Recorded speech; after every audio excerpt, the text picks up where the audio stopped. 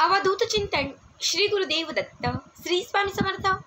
तुम्हा सर्वांचं आपल्या स्वामी शक्ती या चॅनलमध्ये मनापासून स्वागत आहे। स्वामी तुम्हा सर्वांच्या सर्व चांगल्या इच्छा पूर्ण करोत एवढीच स्वामींच्या चरणी प्रार्थना करते आणि आपल्या आजच्या या नवीन आणि सुंदर व्हिडिओला पुन्हा एकदा नव्याने सुरुवात करते। फक्त बघाच बुधवार। आजच्या व्हिडिओमध्ये मी तुम्हाला बुधवारी करावायचा एक अत्यंत प्रभावी उपाय सांगणार आहे। खरं तर बुधवारचा जो दिवस आहे तो गणपती बाप्पांसाठी समर्पित आहे। बघा, बऱ्याच लोकांना अजूनही माहिती नाही की ताई बुधवारचा दिवस हा गणपती बाप्पांसाठी कसा। तर बघा, पूर्व आणि पश्चिम जो भाग आहे त्या भागामध्ये मंगळवारच्या दिवशी गणपती बाप्पांची आराधना केली जाते, तर दक्षिण आणि उत्तर जो भाग आहे त्या भागामध्ये बुधवारच्या दिवशी गणपती बाप्पांची पूजा केली जाते। म्हणजे मंगळवार आणि बुधवार हे दोनही वार जे आहेत ते गणपती बाप्पांसाठी समर्पित आहेत। त्यामुळे या दिवशी बाप्पांना प्रसन्न करण्यासाठी, इच्छित मनोकामना पूर्ण होण्यासाठी आणि आयुष्यातील संकटांचा नाश करण्यासाठी तुम्ही ज्या काही सेवा किंवा जे काही उपाय कराल ते सगळेच उपाय हे लाखात एक असतात। यातीलच एक अत्यंत प्रभावी असणारा उपाय मी तुम्हाला आजच्या या व्हिडिओमध्ये सांगणार आहे। बघा, बुधवारच्या दिवशी तुम्हाला दिव्यामध्ये ही एक वस्तू अर्पण करायची आहे किंवा बुधवारच्या दिवशी तुम्हाला दिव्यामध्ये ही एक वस्तू घालायची आहे। फक्त एक बुधवार हा उपाय करा। पुढचा बुधवार येण्याच्या आत तुमचं कितीही कठीण असणारं काम जे आहे ते झालंच म्हणून समजा।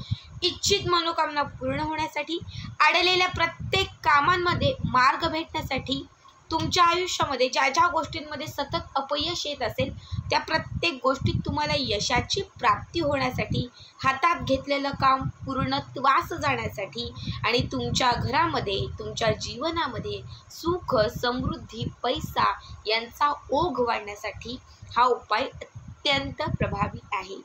आता काय उपाय आहे, कसा करायचा आहे, दिव्यात कुठली वस्तू अर्पण करायची आहे, हे सगळं काही मी तुम्हाला पुढे व्यवस्थित सांगणार आहे। फक्त त्यासाठी आपला आजचा हा व्हिडिओ स्किप न करता शेवटपर्यंत बघा आणि जे कोणी आपल्या चॅनलवरती नवीन असतील त्यांनी लगेचच आपल्या चॅनलला सबस्क्राईब करा, कारण तुम्ही आपला चॅनल सबस्क्राईब केल्यामुळे मी पुढचे जे काही व्हिडिओ बनवेन ते सर्वात आधी तुम्हा सर्वांपर्यंत पोहोचतील।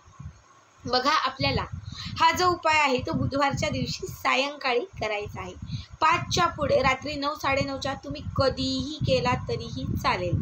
रोज जो दिवा आपण लावतो, रेग्युलर जो दिवा आपल्या देवघरामध्ये असतो त्याच दिव्यात हा उपाय केला तरीही चालेल, किंवा जर तुमची इच्छा असेल त्याच्यासाठी तुम्ही एक वेगळा दिवा घेतला तरीही चालेल।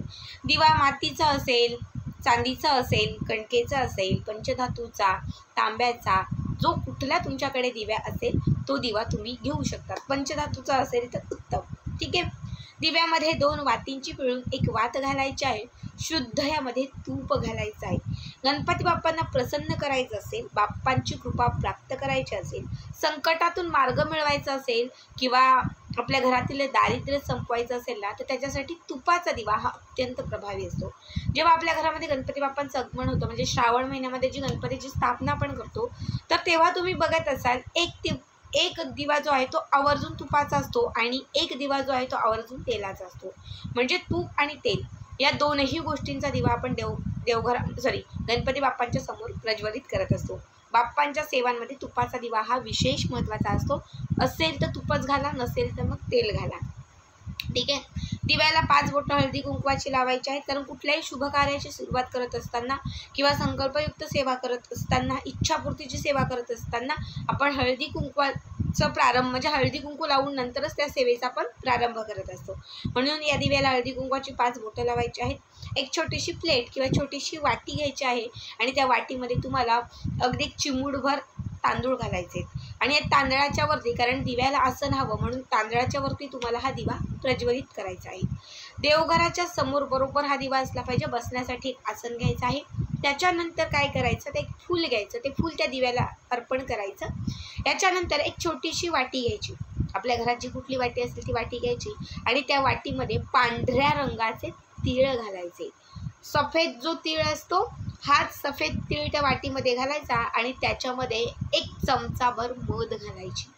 जी पूजेमध्ये मध वापरतो तीच घाला, नाही तुमच्याकडे नसेल तर अत्तर शिंपडलं तरीही चालेल, थोडं अत्तर स्प्रेड केलं तरीही चालेल, ठीक आहे। आता मी तुम्हाला सांगते, मध घातल्यानंतर हे जे मध घातल्यानंतर हे जे तीळ आहे ते तीळ त्या मधीमध्ये मिक्स करायचं आहे आणि वरून ह्याच्यावरती एक चिमूटभर शेंदूर घालायचं आहे. ठीक आहे. आपल्या घरामध्ये असेल किंवा जिथे पूजेचं साहित्य भेटतं किराणा दुकानातही तुम्हाला शेंदूर मिळून जाईल. एक चिमूटभर किंवा एक अर्धा चमचाभर शेंदूर तुम्हाला त्याच्यात घालायचा आहे. शेंदूर, मध आणि ते तीळ हे मिक्स करायचं. एक प्रकारे हा चोळा तयार होईल. ठीक आहे. आता गणपती बाप्पांना चोळा हा अत्यंत प्रिय आहे. तो वेगळ्या पद्धतीचा मी तुम्हाला पुढे सांगेल, पण आत्ता मी तुम्हाला हा इच्छित मनोकामना पूर्ण होण्यासाठी कसं करायचं आहे ते सांगते. पुन्हा एकदा व्यवस्थित एका वाटीमध्ये तीळ घेतलेले आहे, त्याच्यामध्ये मध घाला. मध नसेल तर थोडंसं त्याच्यामध्ये अत्तर घाला आणि त्याच्यामध्ये शेंदूर काढा. हे जे आहे सगळं फक्त तुम्ही घेतलेलं हे मिक्स करून घ्या. मिक्स केल्यानंतर या 3 बोटांमध्ये त्यातलं थोडंसं उचला. ठीक आहे. थोडेसे पांढरे तीळ जे आहेत ते आता शेंदूर आणि शेंदरी कलरचे झाले असतील तर ते उचलायचे आहेत. उचलल्यानंतर गणपती अथर्वशीर्षाचं पठण करायचं आहे. अगदी गणपती अथर्वशीर्षाच्या 2 ओव्या म्हणायच्या आणि हे जे तीळ आहे ते त्या दिव्यात अर्पण करायचे. पुन्हा दुसरे तीळ उचलायचे, पुन्हा गणपती अथर्वशीर्षाचं पठण करायचं, पुन्हा त्या दिव्यात अर्पण करायचे. असं संपूर्ण गणपती अथर्वशीर्ष 5 वेळा म्हणेपर्यंत. किती? 5 वेळा. फक्त 15 मिनटं तुम्हाला लागतील. मी सांगते फक्त 15 मिनटं. 15 मिनटंच ही सेवा आहे. थोडे घ्यायचे, अर्पण करायचे, पुढच्या ओव्या म्हणायच्या, पुन्हा थोडं उचलायचं, पुन्हा ओव्या म्हणायच्या.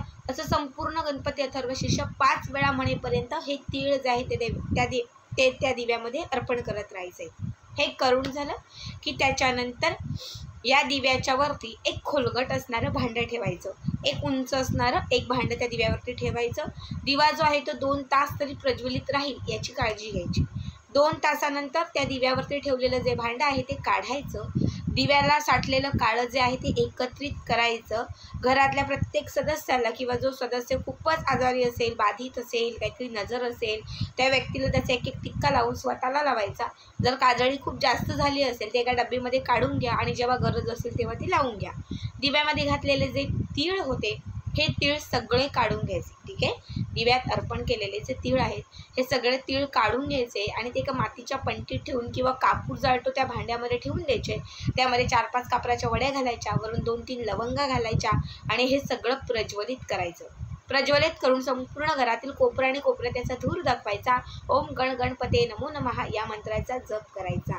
या उपायाने तुमच्या घराची बांधही खुली होईल, घरातील नकारात्मकताही निघून जाईल, घरात सकारात्मकताही येईल, गणपती बाप्पांची अखंड कृपाही प्राप्त होईल, संकटातून मुक्तता होईल आणि तुमची इच्छित असणारी जी काही मनोकामना असेल तर ती मनोकामनाही पूर्ण होईल.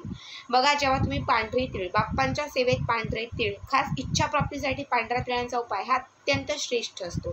जेव्हा तुम्ही पांढऱ्या तिळांमध्ये शेंदूर आणि त्याच्यासोबत जेव्हा तुम्ही मध घालाल, जेव्हा तुम्ही याचा चोळा कराल, चोळा हा गणपती बाप्पांना अत्यंत प्रिय आहे. जेव्हा हा चोळा तुम्ही गणपती बाप्पांच्या दिव्यात अर्पण कराल, अर्पण करत असताना गणपती अथर्वशीर्षाचं पठण कराल, जे गणपती अथर्वशीर्ष बाप्पांचं सर्वश्रेष्ठ मंत्र मानलं जातं. या मंत्रानेच बाप्पा तुमच्याकडे प्रसन्न होतील, बाप्पा तुमच्याकडे आकर्षित होतील. जेव्हा अभिमंत्रित केलेले हे जे तीळ आहेत ते तुम्ही एका वाटीत काढून घ्याल आणि जेव्हा तुम्ही प्रज्वलित कराल, त्याचा धूर जसा तुमच्या घरात पसरायला सुरुवात होईल तशी घरातील नकारात्मकता, निगेटिव्हिटी घराच्या बाहेर पळून जाईल. घरात सकारात्मकता येईल, घराची बांध खुली होईल, घराला लागलेली नजर असेल तर ती कुठेतरी समाप्त होईल आणि जेव्हा घरातून नकारात्मकता, निगेटिव्हिटी संपून जाईल तेव्हा घरात सकारात्मकता येईल, घरात सुख येईल, समृद्धी येईल, पैशांच्या वाटा मोकळ्या होतील. जिथे जिथे पैसा, धनाचे मार्ग अडले होते ते मार्ग खुले होतील, ज्यामुळे तुमच्या घराकडे धनसंपत्तीचा ओघ वाढत जाईल. अत्यंत साधा आणि सोपा उपाय आहे, आवर्जून करा. आजचा हा व्हिडिओ कसा वाटला कमेंट करा आणि पुढचे व्हिडिओ पाहण्यासाठी चॅनलला सबस्क्राईब करा. श्री स्वामी समर्थ. जय जय स्वामी समर्थ.